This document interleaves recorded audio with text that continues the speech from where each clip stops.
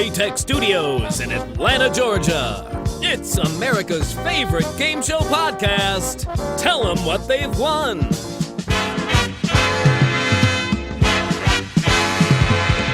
And now, here are your hosts, Tom Bastek and Mike Jacobs. And welcome in. It's America's favorite game show podcast. Tell them what they've won. It's the game show, guys. I'm Tom Bastek. And I'm Mike Jacobs. Good welcome. Good welcome. Is that a thing? Good welcome?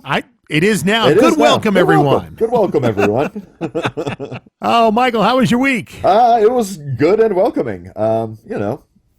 Nothing special. A low-key... Nothing crazy this week? Well, it was a low-key week at work, despite rolling out a new thing that we thought was going to blow up in everybody's faces. That's always a pleasant surprise. Yes, indeed. Yeah, that's great. I was in the ATL this week for doctor's appointments and helping brother with doing handyman work, and it was great. We had a good time. It was nice to be back for a day. Well, it was good to have you back in the city, even though I didn't see you. I felt your presence. Well, that will happen sooner than later, especially once the vaccines of COVID happen. Indeed. My parents have already been vaccinated. Oh, good for them. That's great. Yes. I'm glad to hear that. Yes, indeed. And so now they are able to go to Florida and visit their other friends who have been vaccinated. So, yeah, they are back into, slowly and safely, of course, getting back into socialization, which I think is great. I'm very much looking forward to you and I actually recording our first show in the same room. Right? It's going to be amazing. No, I think it's going to be awful, actually. Well, I think it'll end up being more or less the same as all the other episodes. It's just going to be a lot harder on you to edit out all the bullshit. Oh yeah, I think that's definitely a part of it. I also think there's going to be a lot more weird reactions because we can see each other's body language. True. So, I don't know. We'll see what happens. Okay, this week we're coming in with a brand new show for us. It is called What's My Line? Yeah, not a brand new show in the grand scheme of things, of course. No, just for forever. us. Yes, indeed. A little blasé on this one. Well, and I'm not surprised because it's a panel show, so I didn't expect you to love it. I love the idea of it, but I also think it's a product of the times, and we'll talk more about that when we get to the final, ratings and discussion on it. For sure. But what a grandiose idea at the time, and it lasted forever. Oh, forever. And I will say the panel aspect of it is not necessarily my beef with it here. Okay. So yeah, again, we'll dig into that more, but All right, we've got a question lined up that hopefully will stump Christian. I'm excited. You ready to get in there? I mean, at this point, I've lost all hope, but sure. I don't know. I'm trying to be positive and have excitement because when we get them, we're going to think we don't get them. That's what's going to happen. Well, I mean, yeah, that's probably true. We're not going to think anything about the question, and all of a sudden, he's not going to know it. Yeah. So. All right. Well, let's do it. Are you ready for the news? Yeah, let's do it. Light up your cigarette, crack open a beer, and put the kiddos to bed. From chaos around the world to carnage in your very own front yard, it's time for the news. Thank you, Tom. Thank you, Mike. This is the news brought to you by BuzzerBlog.com. Now, we've been getting some reports from some of our readers on BuzzerBlog that TBS is airing promos for The Cube. Now, we've mentioned The Cube a couple months ago. This is a new stunt show hosted by Dwayne Wade, based on a show that was really popular in the UK, is still popular in the UK and many other countries, where they take little sort of household tasks or just simple tasks and elevate them to this like Matrix-like experience for really, really big money. They filmed a bunch of episodes for America a few months ago, and apparently they're airing commercials for it. We have not seen the commercials ourselves just yet, but we're getting a few people telling us that they are seeing them. So maybe this is the beginning of a big marketing push for that show. I hope it does well. I'm a big fan of The Cube, and I hope it's successful here, at least as successful as it is in every other country it's in. I'm not a big Dwayne Wade fan, but this is his chance to endear himself on me. What's wrong with Dwayne Wade? I don't know anything about sports. So don't worry about it. I'm just not a big fan. I mean, here's what I'll tell you. I do like Steph Curry a lot, and he does a great job as the resident golf expert on Holy Moly. So that's true. So anyway, I don't know. We'll see. I love The Cube. Mike, have you seen this show yet? Yeah, I've watched some clips and episodes and stuff of Yeah. what I could find online. I'm excited to watch that one because it's just ridiculous some of the tasks they've got to do in this cube. But It's very like imaginative and clever in its approach. I like it a lot. all right, Christian, what else do you have for us? Well, The Running Man returns. Variety reported this week that Paramount Pictures is making a deal with Edgar Wright to develop and direct a new adaptation of The Running Man, the futuristic novel by Stephen King. Now, it's noted that this will not be a remake of the original film, which premiered in 1987 and starred Arnold Schwarzenegger and Family Feud host Richard Dawson. The only movie I think they have share billing in. But this will instead be a more faithful adaptation of the source material. And in case anyone hasn't seen The Running Man, it's about a futuristic dystopian game show. Richard Dawson gives an incredible performance, and I think it's just a badass movie all around. Well, and Edgar Wright is like on fire lately, so I'm super excited that he's attached to this project because that's going to be amazing. For a minute, when you started reading this, I thought you were going to say that they are making an actual Running Man game show, and I was like, oh God, it's happening. I did not have that on my 2021 bingo card. Right? All right, Christian, anything else for news? Well, one more interesting piece of information. So ABC is bringing us their 14th game show in the past few years. They gave the green light to the Celebrity Dating Game. Now, this is going to be hosted by Zooey Deschanel, the famous actress, and co-hosted and executive produced, it's completely out of nowhere, by singer Michael Bolton. So they are teaming up to bring back the dating game in a celebrity format. Each show is going to see two celebrities who each pick one lucky bachelor or bachelorette from a hidden panel of three bachelors or bachelorettes, and they are asked and they answer a variety of tantalizing questions. The celebrities' identities will remain a mystery to the contestants, and they'll be given clues in parody song format by Michael Bolton on the show. So the theme song is When a Man Loves a Woman. We can only hope. Boy, I tell you, this sounds like it was a show made out of a focus group to say, what does Mike Jacobs not want to watch? Like, I have never heard a collection of things that have interested me less. I will honestly tell you that not only do I love Michael Bolton, I celebrate the man's entire catalog. I think I just like them all. Hey, on the real though, if anyone's looking for Michael Bolton music, I have a very rare promo tape up for sale on eBay right now. Oh, nice. Excellent. Why do I have to change my name? He's the one that sucks. No talent ass clown. Okay, we can keep quoting Office Space until we're dead. It'll be fine. Speaking of which, while we're doing that, that's the second time this week I have quoted Office Space. The first time was that same exact quote when I recently found The Midnight. You guys got to check it out. The synthwave group that's been around for a while that I didn't know about it. That I just found out like yesterday. I love it. And I can't wait for this show that is made up of everything Mike does not want to see. I think instead of commercials, it'll just be compilations of people taking care of audio cassettes improperly. Yeah, I was going to say, make rewind it! Wipe the tape heads! Wipe the tape heads!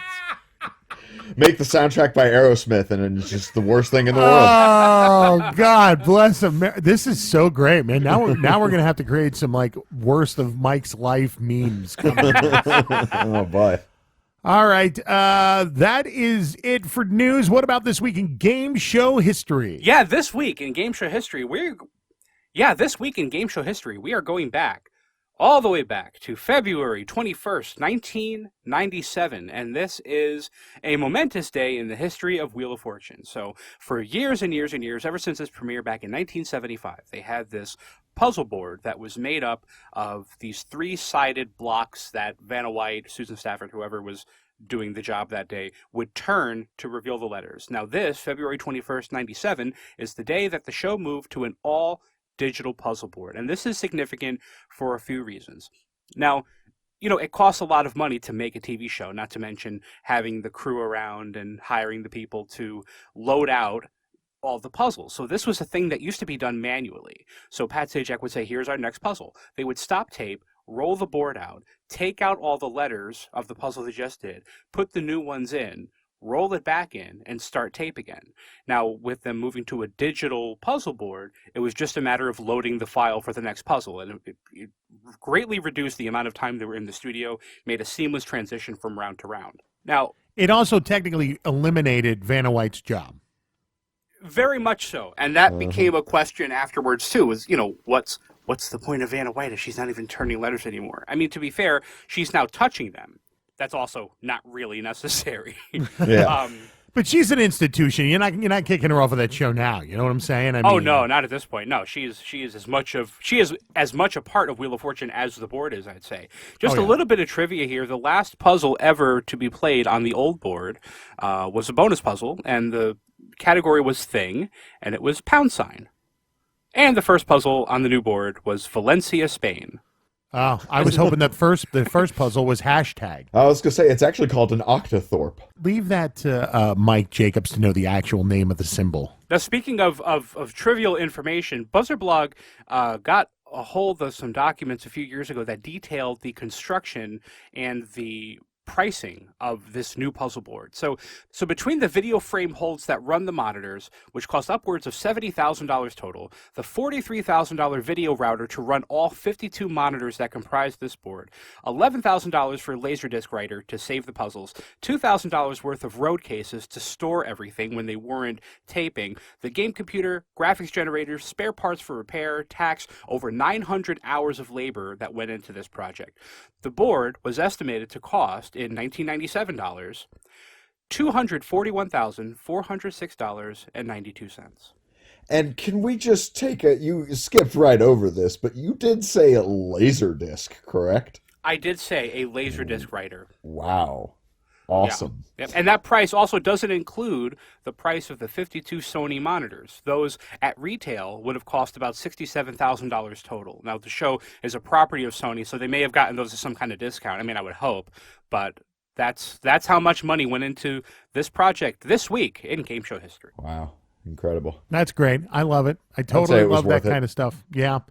Well, that's too bad because that was going to be our stump or chump question this week, which was what was the last puzzle ever on the Wheel of Fortune regular board. I ruined it. Well, and to be honest, I think that one's pretty easy, so I don't know if I would have asked that. But it is time for us to do Stump or Chump. And Mike, do you want me to go? Yeah. Why don't you get you got your question ready to go? Why don't you go with that one? I'm going to give it a shot. Here we go, Christian. Now, of course, we're doing What's My Line this week, so I tried to make the question topical as well. Okay. Let's see what we can do. All right. Dorothy Kilgallen, you remember her, right? I remember her very well, yeah. Okay, the longtime regular on What's My Line was daughter of legendary reporter James Lawrence Kilgallen, who worked for the Hearst Corporation syndicated news service. My question to you is, at the tender age of 17, Dorothy worked for which publication in the Hearst Corporation, and what was her column called? Oh, boy. Well, okay.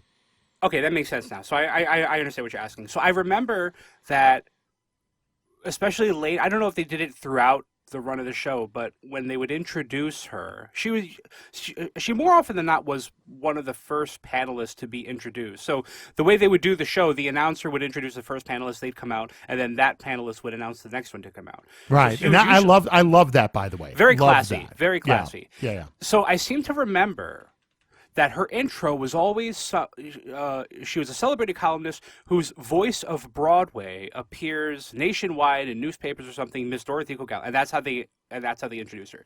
So I want to say Voice of Broadway was the name of the column, and she made a lot of enemies with that column. She reported on a lot of gossip and little backstage talk that she happened to overhear would end up in the newspaper, the next day.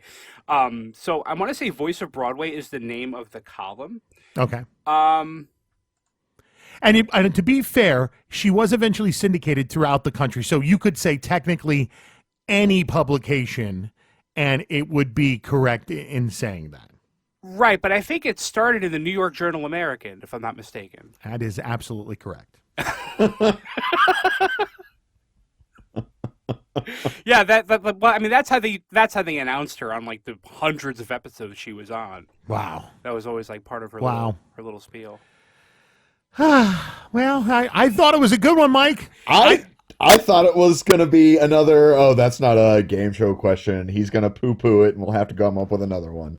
No, but it kind of was, though, because honestly, for a long time, What's My Line was like my comfort food. There's one channel on YouTube that I think is archived like just about every episode that's known to exist of this show.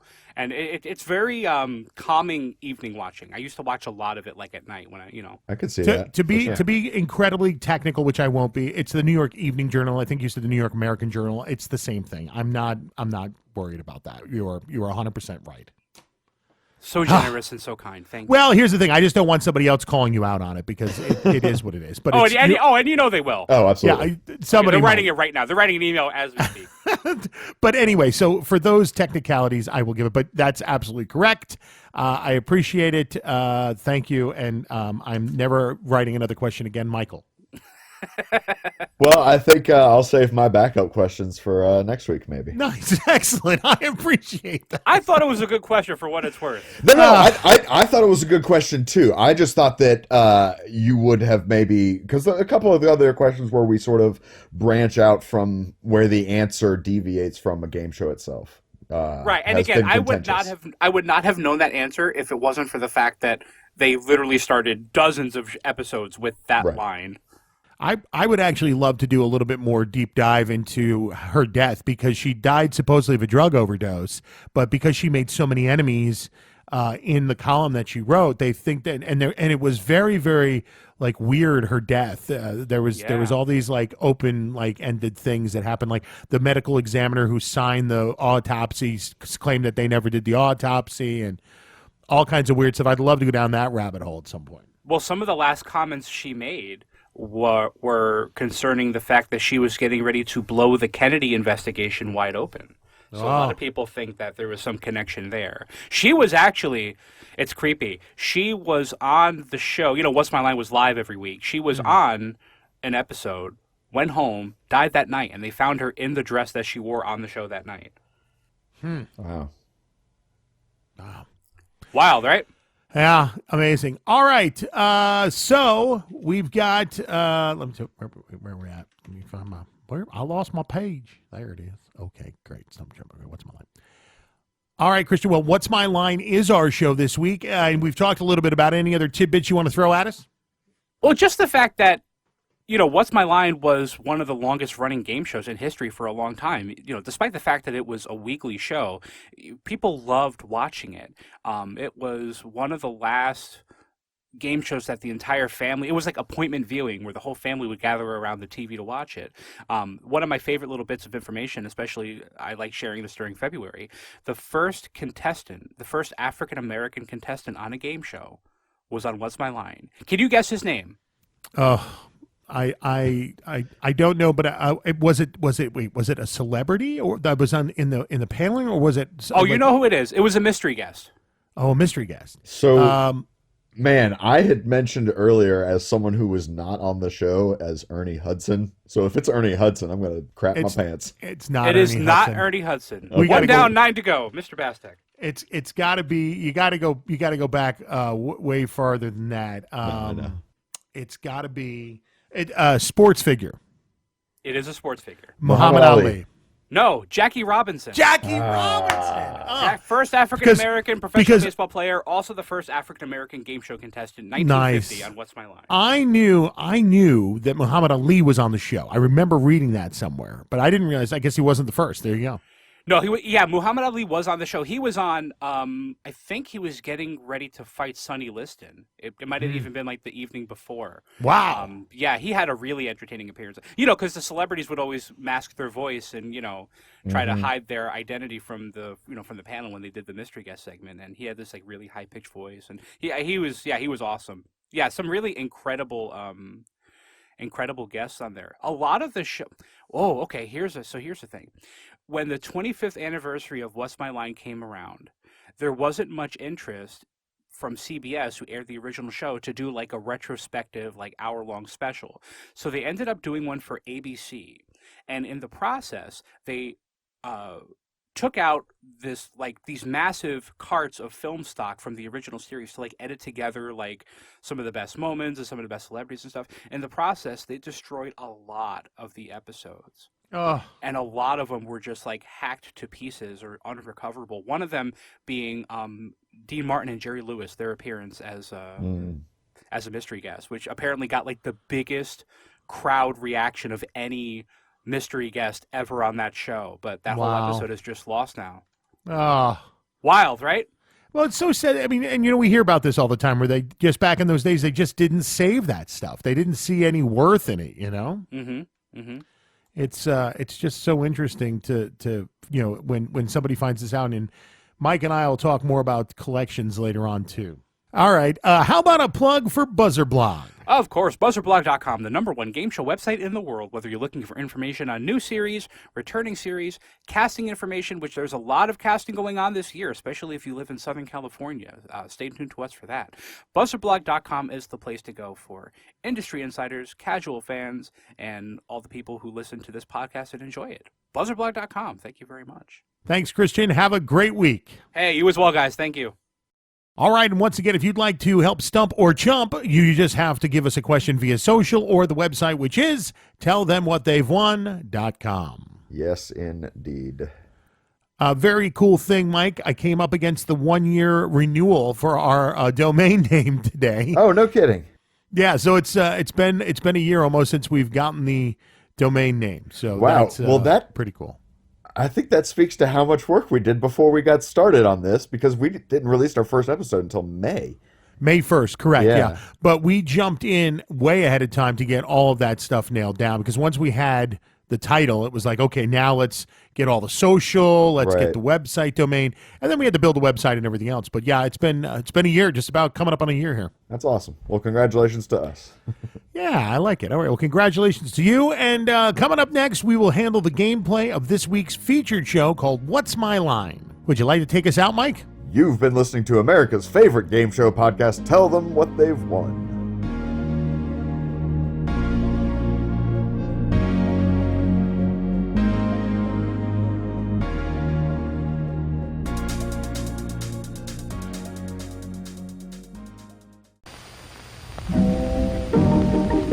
Time now for everybody's favorite guessing game, What's My Line? Remington Rand, makers of the Remington, the world's #1 electric shaver, present What's My Line? And there it is, as you heard from the announcer, that is the original intro to What's My Line? Yes, indeed. Honestly, I'll be perfectly frank here. This was not a show I was familiar with outside of like the name and the fact that it existed, and I feel like it's kind of a misleading name, right? Because What's My Line is like, I don't know. I think of acting terms like what's my line? Whose line is it anyway? That sort of concept. Yeah, I feel like when I hear What's My Line, I feel like you're trying to remember something, and you're like, okay, hey, wait, what's my line again? Okay, right. Great. Yeah, exactly. I But no, agree. what they're actually referring to here is line of work, their job, the occupation. Yep. So overall, what we have here is a panel guessing game for a number of panelists. It changes from time to time. They are figuring out the job, the line of work of the so-called challenger. You could call the challenger the contestant of the game. But there is also a round with a mystery guest, which is typically a famous celebrity. And by which it's not really just like, some celebrity. Like the names of the celebrities they got on the show is stacked to the brim with names. Someone's put a list out on like a public board, like a game show board, and it's searchable. If you just search for like every guest that's been on What's My Line, first of all, it's like 10 pages because the show ran forever, and we'll talk about that in the history. But Right. it's an amazing list of people. It's everybody. I mean, it's literally everybody. It would be really, really hard to think of a celebrity who wasn't on there that like people know. I mean, you could probably say like Ernie Hudson, maybe. Yeah. He wasn't on. I don't know. Maybe he was. Anyways, okay, so each round starts with the challenger being introduced and asked to sign in, please. A very famous line from old school game show history, I suppose. And as they enter, they actually come in and sign in. They write their name in cursive on a chalkboard. Later, that part was removed, which I think was a good call because it is so awkward, takes forever. And then they get these people with, I mean, I'm not trying to sound insensitive, but sometimes really bizarre names, at least uncommon English American names. And then you have to read it in cursive. You're like, what is going on here? Okay. First, I'm going to just stop you right there because you have been so jaded in that entire thing. I love it. I think they should have kept it. Really? Oh, I think it's one of the greatest parts about it. It's boy, who writes cursive anymore? You know what? I mean, that's the first. They don't even teach penmanship anymore in school. So because there's no point. I understand there's no worthless. point, but it is fun for the period of time. I think it's great, and I think that yes, I think these people do have weird names, and I love that. I know. Because, don't get me wrong. I'm not saying I don't love the weird names. I absolutely do. And that I feel like that's a thing in the 50s and the early days of entertainment. If you listen to old time radio, the names they come up with people are just bizarre. Jebediah Ezekiel Williams, right? In one of the episodes of The Shadow, the bad guy's name is Anton Spivak. Oh, I love it. Right? It's just yeah. So I don't. Anyways, that's not my issue. You don't have to read it. The host will announce what the name is. You don't have to read it. Right, but then he always has to go up and say, "Is that right?" Well, okay. So I give the producers grief there for not giving the man the names ahead of time on a card. Okay, that's fair. That's fair. So. But I don't know. I think it's cute and it's wonderful and it's a product of the game. I mean, it's a part of that generation. I love it. I would say, as someone who has the penmanship of a 7-year-old, that is a deal breaker. I would not go on this show simply because of that. I'm just glad I only see your typing because I've never seen that chicken scratch, and I'm glad I have. Oh, it's awful. It is awful, prize-winningly awful. Prize-winningly awful. Great. Continue, please, Michael. So the contestant comes in, they're greeted and seated, and then their occupation is revealed to the audience and on the screen so the viewing people at home knows what the job of the person is. And we had talked about this in, previous episodes about the idea of, it's almost fun to not watch the screen. I think we talked about it with Password to try and play along. They don't say it out loud, and they don't whisper it like they did on Password. So you can literally just close your eyes when they reveal it and play along, which is a lot of fun.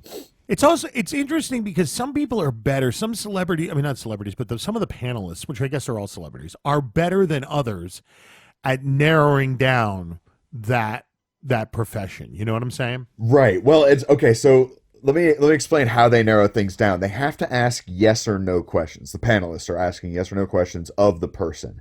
And if they get a yes answer, they get another question. If they get a no answer, then it passes to the next panelist, and $5 is added to the contestant's pool for a total of $50 to be won. So the idea is that the panelist wants to get a yes answer. So they can phrase the question specifically to get a yes, even if it's, a no they're looking for. Does that make sense? If I think, I'm trying to think of an example, but basically you would ask a question in the negative in order to get the yes response so that you can keep asking. In other words, would I like this product, or is this product sweet? If you say, would this product be not sweet? Right. I mean, that's a, or if you think the thing is small, ask, is it small, not is it big, right? Because if you're asking is it big, then you're going to get a no and it's going to pass. If you ask is it small, you get a yes and you move on. Well, there's all kinds of ways around that. I mean, it's the same thing as, is it an animal, vegetable, mineral when you're asking 20 questions to narrow things down. It's just a matter of narrowing it down the right way. Exactly. And I know they used to fill these panelists up with booze too. Oh, that absolutely makes sense. And you mentioned the animal, vegetable, mineral in 20 questions. I mean, this is 20 questions, right? And apparently this is where the popular is it bigger than a bread box question comes from. Oh, yeah. Bigger than a bread box, smaller than a... I've never heard of smaller than a... Yeah, smaller than an elephant, maybe? I would say a refrigerator, maybe.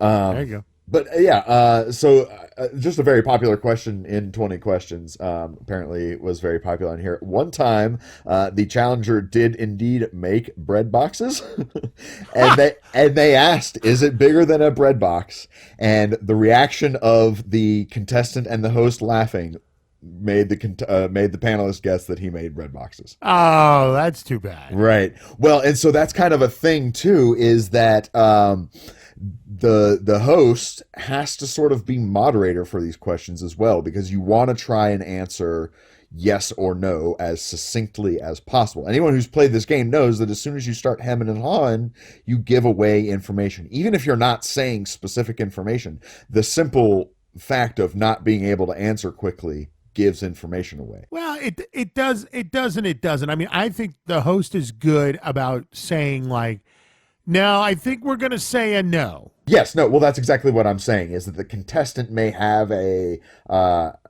sort of iffy response, and instead of hemming and hawing to the panelists, they'll whisper over to the host what their conundrum is, and then the host will definitively say yes, no, or most of the time, make it as concise an answer as possible. And the cool thing is that I saw in one episode that I was watching where Steve Allen had asked the question, and it was a it was a no question, a no answer. I mean, and the host was like, "Steve, you're probably going to disagree with me later, but we're going to say no." And and I was like, "Oh, well, that's cool," because so there's that little bit of like, yeah, you can fight me on it later, but listen, for the sake of the game, we're going to move it forward with this. And I thought that was great. It was like, okay, that gives the host some flexibility there. That's awesome. Yeah, well, and in that same, I think maybe we're talking about the same thing, but I saw one similar. The guy produced Manure, and the question was, is it, I believe they phrased it as lewd or unpleasant.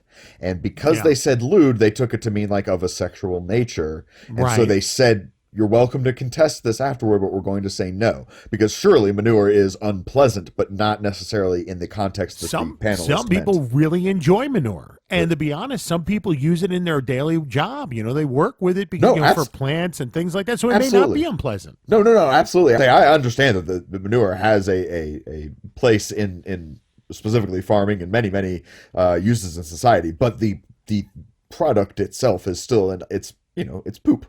I know, but it's a very subjective question is what it really is. I guess that's true. Well, and again, that's where the host steps in and will make a definitive statement one way or the other. Well, poop. And then, like I said earlier, there's also the mystery guest round. And in this one, the panelists are blindfolded. They aren't seeing the person who they're playing with, and a famous celebrity is brought out. They are not asked to sign in. We don't see their name, any of that kind of stuff. Obviously, the idea here is that the panelists are trying to guess who this celebrity is, and they're going by this same yes or no question format. And what I think is kind of fun about this is that the celebrity needs to disguise their voice, right? Like, especially with very famous actors, or people who have a very distinct manner of speaking. Right.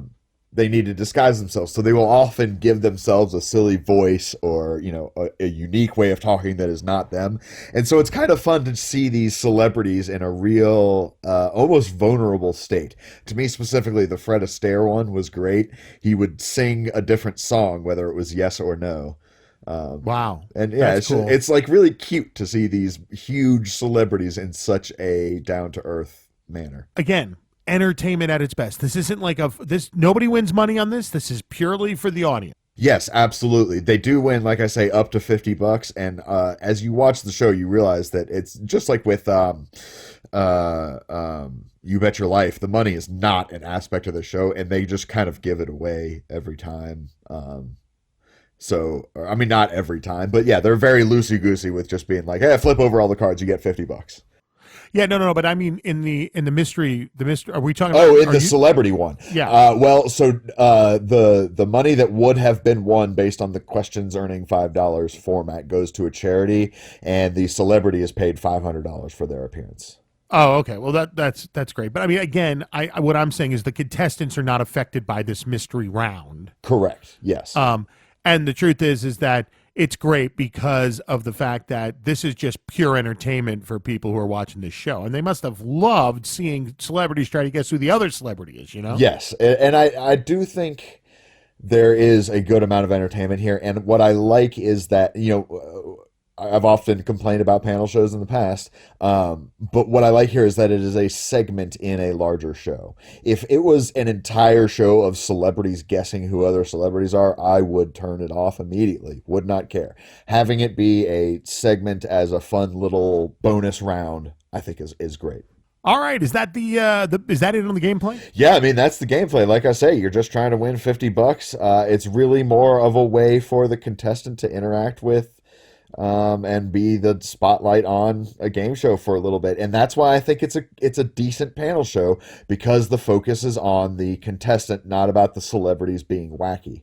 The celebrities are wacky, don't get me wrong, but that's not the focus of the show. To me, they're not as wacky as they are on like match games. No, well, it's older. It's a little more reserved just because of the time. It's a more conservative era. I will say, oh, shoot, I've forgotten his name. One of the Rat Pack guys. Joey Bishop. Joey Bishop. He's a funny dude. Oh, yeah.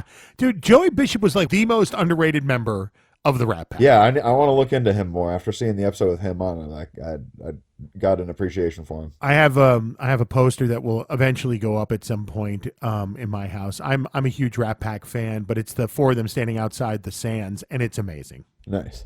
I love it. All right. Well, when we come back, we're going to hand up the. There's a ton of history on the show because it lasted forever. Oh yeah, forever, and so many different versions. Most of which never actually made it to air, but there is a ton. And we're going to talk about why they didn't make it to air, because I think that is a big deal of why, and I think there's a reason why, and we'll talk more about that. Well, and there's a very specific one that I'm a little salty about once I learned why it didn't make it to air, but we'll talk about it when we get there. All right, sounds good. You've been listening to America's favorite game show podcast, Tell Them What They've Won.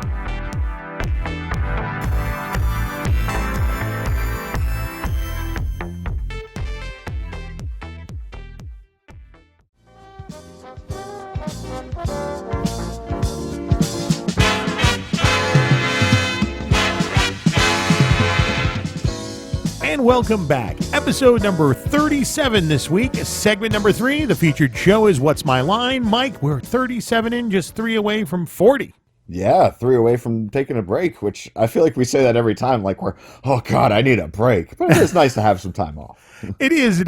40 is going to be a lot of fun. Yeah, it is. Video game themed. Yeah, so we're gonna do a bunch of video game themes, and I also, you and I have to chat about this, but there's all the video games out there, and maybe we talk about some of our favorite video game shows that have been game shows that have been turned into video games. I agree. All right, great. Look forward to that. But right now it's history time for What's My Line? Indeed, this actually began life under the working title Occupation Unknown, but then they changed it to What's My Line, which, I mean, like I said earlier, What's My Line is a little misleading, but I think it's better than Occupation Unknown. That's a little too on the nose, but yep. I feel like there could have been a good, better middle ground, I think, but what are you going to do? They settled on What's My Line before release. The first episode aired on February 2nd, 1950 on CBS. It aired Sunday nights at 10:30, which I think is, it's an interesting late night time slot, especially for such a family show. But it stayed there the entirety of its run, which I think says something to the idea of not moving a show around to the time slot, does well. It was hosted by radio news personality John Charles Daly. He remained as the host and moderator for the questions for the entire run of the show. And the panelists, we would have, various ones throughout the years, of course, but there were some very notable regular panelists. I will say most of them are not necessarily celebrities that have carried through the ages. Dorothy Kilgallen, that's right. That's who we were talking about during the Stumper Chump question. Yeah. Yes, exactly. She is probably the most regular one. We had Hal Block, Arlene Francis, Steve Allen was probably the most famous of the panelists who were on there regularly, at least. And like we mentioned earlier, really the celebrity status comes from the mystery guests who are on the show. That's where the real big names are. During this time when it first started off, which by the way, the ratings on this show were not as impressive as I would have expected for something that ran for so long and was so popular. Right. Most of the times it didn't even make the top 30. The highest I ever saw it was 13. But apparently it was popular enough. They did a radio spin-off in the early 50s, 52 to 53, which is, the first 2 to 3 years of the show overall. It didn't really seem to catch on, and it didn't really seem to stay in any one specific time or format or airing. It just kind of came here and there. Really not much to speak of there, except for that Marlon Brando was on it once, and that is notable because he was never on any other version of the show. And again, noting the celebrity clout, that's kind of surprising. But Johnny Olson is the announcer, of course. Just incredibly well-known name there in the announcing world. Right. But he was actually only there from 61 to 67, which is a decent run, don't get me wrong, but for the length of the show, he was only there at the tail end. Before him, we had a few different people. Radio personality Lee Vines, longtime CBS announcer Hal Sims, and Ralph Paul, which, best I can figure, is just some dude named Ralph. I did not find much about him, but I'm sure he's great. No slights to Ralph Paul, but the show was in black and white, obviously, for most of the time, but by 1966, all of the big threes, had transitioned to 100% color broadcasting. And so for the last, maybe half of the year, or I'll round up and just say full year, the last year of the show was filmed and aired in color. But after they aired, they taped, all the tapes they had were converted to kinetoscope, and so then all the subsequent airings and existing copies of the show are now in black and white, which I believe extrapolates to mean that there are no color episodes of this show in existence. Wow. So far as I could tell. Now, man, this is where we talked about it with Christian, the collector itch. Man, what a thing to find, right? A color episode of What's My Line? What a treasure. Yeah, absolutely. Makes me want to start rooting through old, antique stores and people's attics and you stuff. are a collector. I mean, you like to collect. Yes. Mike, just for those who don't know, tell people about the different collections that you do have. Oh, good Lord. Okay, well, I wouldn't say, I have magic cards, cassette tapes, really cassette tapes, CDs, records, music in general. Right. I've got a bunch of pop figures. I've got vintage video games, comic books, So like I say, after the show ended, all reruns are in black and white. So in regards to the show actually ending, the New York Times is where the story broke that CBS had made the decision that game shows in prime time were no longer going to be a thing, and we're going to be axing a good number of them as a result, which I guess makes sense because of, just overall the amount of people in the press involved in this show. It makes sense that would be able to leak out, but it happened before the cast and crew were even notified, and so I could just imagine what a bummer it would be to learn from a newspaper that your job was in jeopardy, as opposed to the person running the company who's making that decision. What a bummer. Yeah, I mean, that's like nowadays hearing about you're being canned from a movie or a franchise or whatever via social media. Yeah, absolutely. It's got to be terrible. I mean, and what, I don't know. It doesn't instill much confidence in leadership if they're not able to come forward and tell you the information before they tell the press. Agreed. Anyway, but because they knew the end was coming, they were able to sort of plan for it. So there was I believe it was a 25th anniversary edition of the show that happened. And then for the very last episode, airing September 3rd, 1967, they actually got John Daly, the host himself, to be the mystery guest, which was apparently a thing in the show. It was long-standing that he was the sort of understudy in case any of the celebrities were unable to make it or for some reason or another didn't get on the show. Apparently that never actually happened, so he never got in the role, but they planned for, like I said in the last show, for him to be the mystery guest, which I think is a cool little send-off. I think that's fantastic. Indeed. So yeah, like I said, 67 is when it ended, but then the very next year, 1968, we get a syndicated revival kicked off. And this actually ended up being, there's an interesting little thing for why this ended up succeeding. So the FCC had recently made a new rule where local stations had, I guess, a certain amount of time that was meant to be their own produced TV shows. And I think the idea behind that was the big networks or the big syndicated channels in big markets like New York and Los Angeles, probably things like that had these budgets to make these big shows, wanted a fair shot at getting their shows on their own channels, right? It totally makes sense. Problem is, the smaller stations and smaller markets couldn't afford to make their own programming, and any budget they would have would, result in something that would not be profitable for them, and it didn't make a whole lot of sense. So what they could do was they could pick up the syndicated version of What's My Line and air it as their own programming in this slot that the FCC was ruling was theirs, and therefore, be able to fill that programming without having to foot the bill for producing their own show. Nice. And again, this ended up being a very popular show. It lasted for, I believe, 7 seasons. But we got a lot of good names on the panelists. And, I think a lot of it has to do with, just the clout that the show had overall from the first one. And the fact that it had only been a year since it was off. But the panelists in this one I recognized a lot more than the Well, because one. I think that's because of the generation, though, too, Mike. That's true, but again, it's only 1 year later. But I guess by the 7-year span of it, you're looking at an entire different generation. Well, You're and right. for me, I kind of laugh because to me, it's like this. It's like being on The Simpsons nowadays. It's like a rite of passage. It's like something like if you get the opportunity to be a guest voice on The Simpsons, you're like, whoa. That's very true. That's very true. So a couple of people just get an idea of what we're talking about here. You got Soupy Sales, Alan Alda, Joyce Brothers, Bert Convey, Elaine Joyce, Jerry Orbach. Why do I know that name? Isn't he from like Law and Order or something?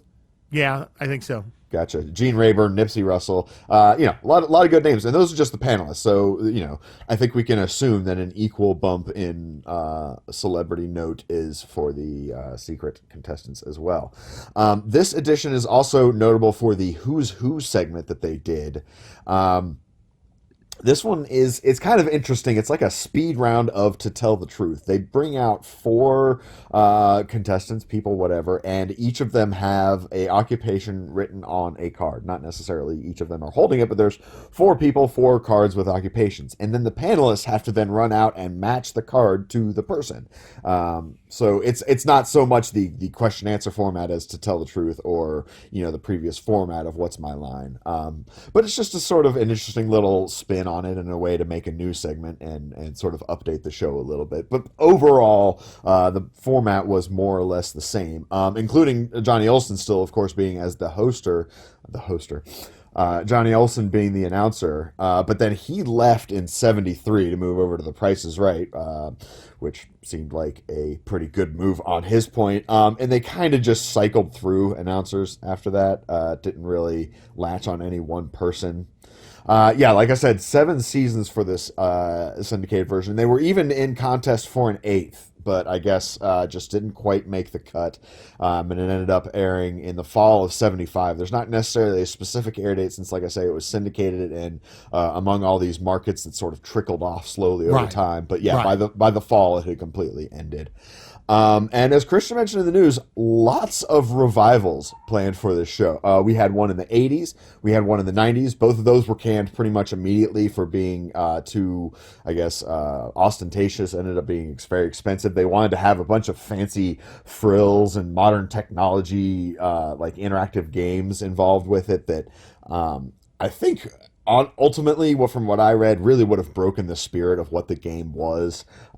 So regardless of whether or not it would have been too expensive, I think they made the right choice by not bringing it up, because I think it would have been one of those things where people were just like, this isn't what we're used to, you killed it, sort of a deal. Right. They did indeed shoot the pilot in 2000 for a new version, and brought in Harry Anderson. I'm not sure who's familiar with him. He was, I guess, probably most Night famous Court, for, baby. for being Night Court. He was also Harry the Hat on Cheers, a famous sort of like comedy comedian. I'm a huge fan of him. I think he is just awesome. But yeah, his version of the show was not picked up. It was actually turned down in favor for Survivor. Oh, look at that, Survivor. Yes. I mean, just imagine what would have changed if we would have gotten a new What's My Line instead of Survivor. Oh, well, I mean, here's what would have changed. Television programming at its current would not be what it is if it wasn't for Survivor. Do you want to argue if that's for the better or for the worse? I don't know. I mean, reality television in general, is it good? Is it bad? Who knows? Well, yeah.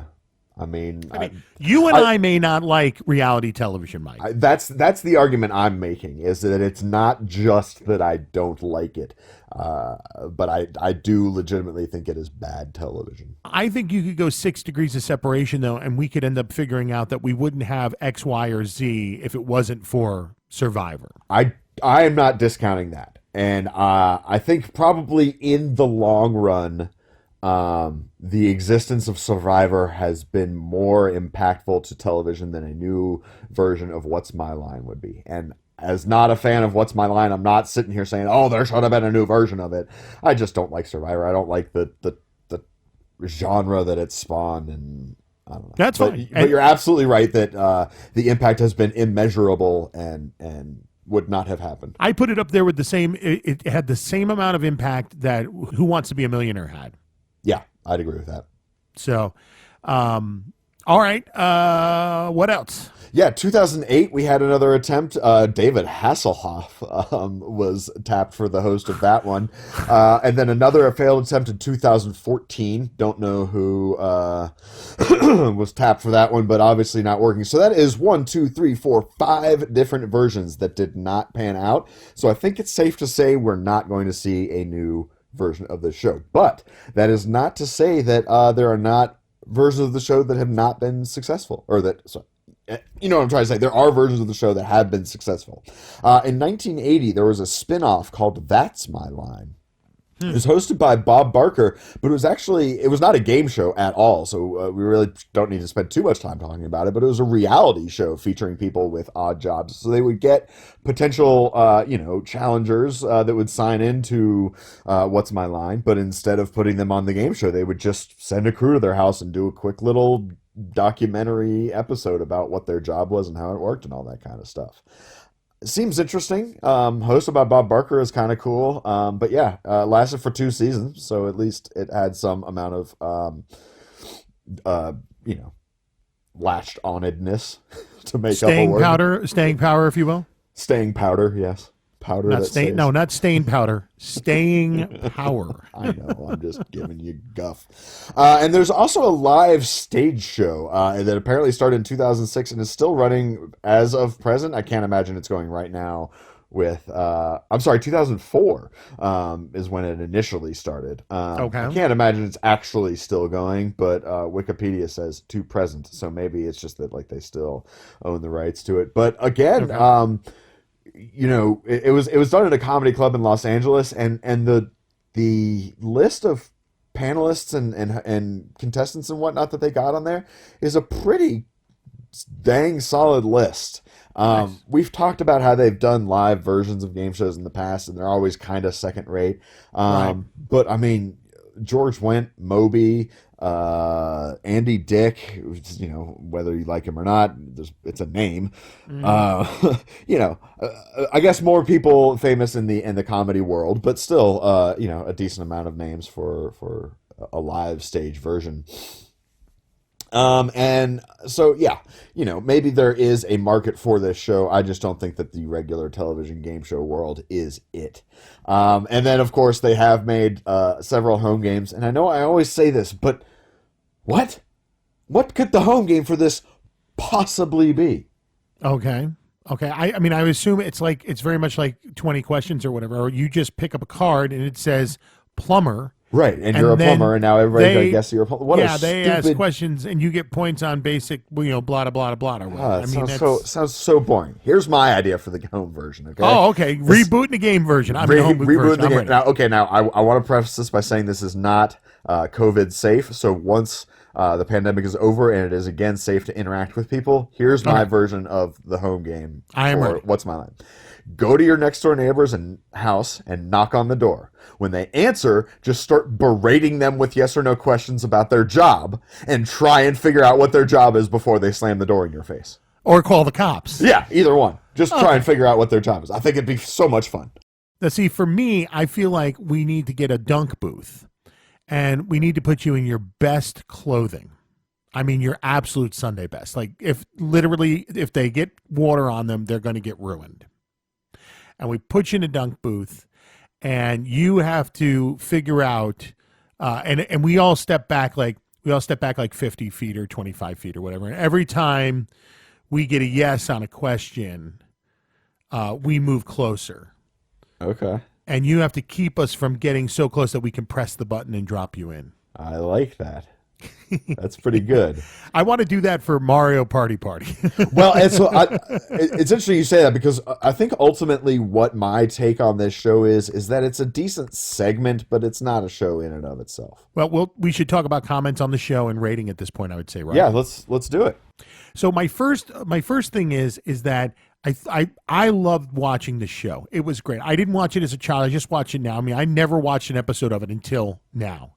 And I loved every minute of watching it. And I think for its generation, it's amazing. I mean, being there at the beginning of television and seeing all these celebrities that you've heard of or seen before on the big screen or in live shows or in Vegas or whatever, and seeing them live is amazing. And I think they chose the panelists extremely well. I also see why this is not working nowadays. Right. Well, and I think that's kind of my take, is that I'm looking at it from a nowadays point of view. It's boring, kind of, right? Like, well, it would be totally boring now, for right, sure. Because the job, I mean, again, if you were to make this now, you have to make the jobs just total left field, Mike Rowe kind of stuff. Yeah, and you and I talked about that. Mike Rowe doing a Dirty Jobs kind of version of this would be fun. Would be fun, absolutely. And you would get a little bit more into and talk to the challenger more about what the job is and how it works and their ins and outs. Combine the two ideas of the game show and the Bob Barker docu-series. Right. I think you get something that maybe could work.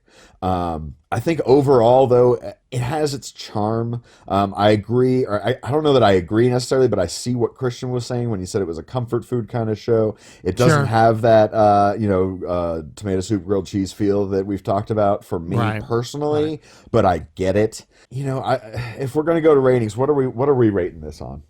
Yeah, yeses or nos? Yeses or nos? Yeah, let's do that. All right. So okay, here's how I'm gonna do it, and then you can follow suit based on this scale. I'm with you. I am going 2.75 yeses, and I'm choosing yeses because I feel like 2.75, as we've discussed in the past, sounds like a low score, even though it is better than half. I cannot go to 3, but I'm choosing yeses because it has a more positive connotation.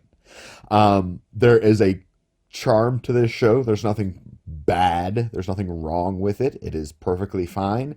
It just doesn't do it for me. It's a little sleepy. There's not much of a game here. The prizes that you're winning are not a whole lot. Basically, all the things that I would have said about You Bet Your Life, I would probably say about this show in the same manner, which I guess is indeed a product of its time, but there are a lot of things from that time that I do enjoy. So I don't think it's exclusively that.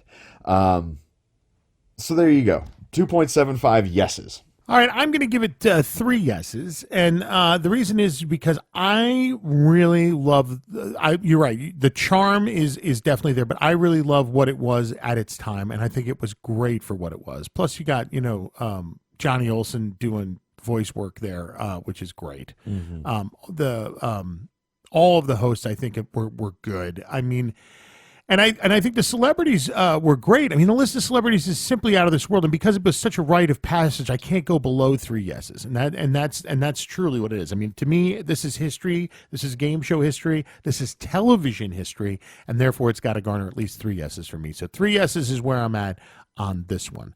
I will say that I definitely see your failings, and I definitely, in the show, and I definitely see where this definitely would not work today, or at least I don't think it would.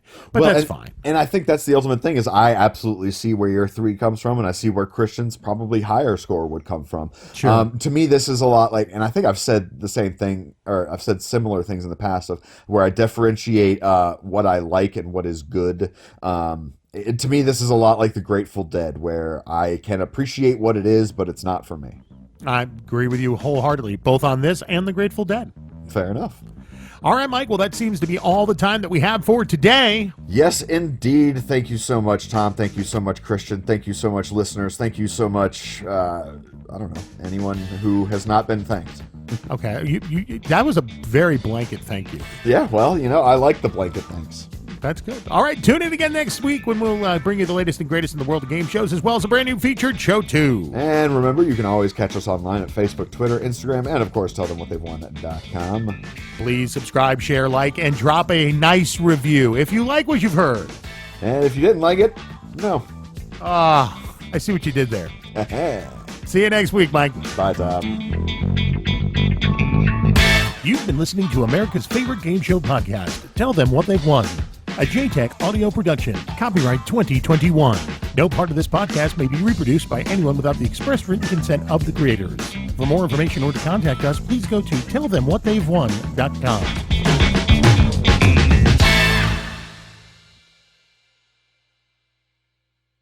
Okay, Mike, what did you learn this week? I have a severe addiction to collecting.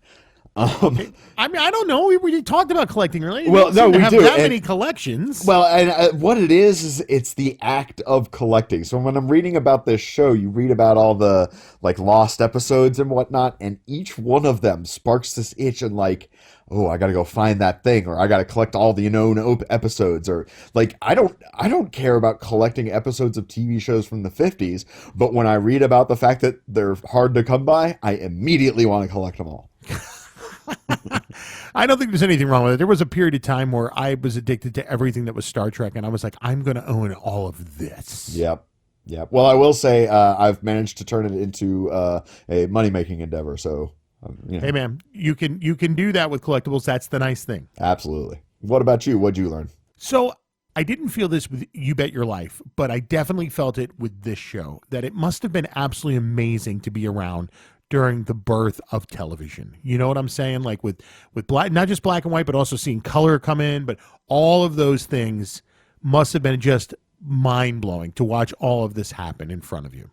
I would think so, and the internet is just not as big a leap because we were used to seeing things increase at that rate. TV came at a time where it was not happening that exponentially. If you're being there at the beginning of Snapchat or TikTok is not mind-blowing. No, definitely not. But this just feels like, gosh, to watch all these people and all that amazing list of celebrities show up every week. I mean, I'm sure everybody was just tuned in. Right, absolutely. Copyright 2021, a JTech audio production.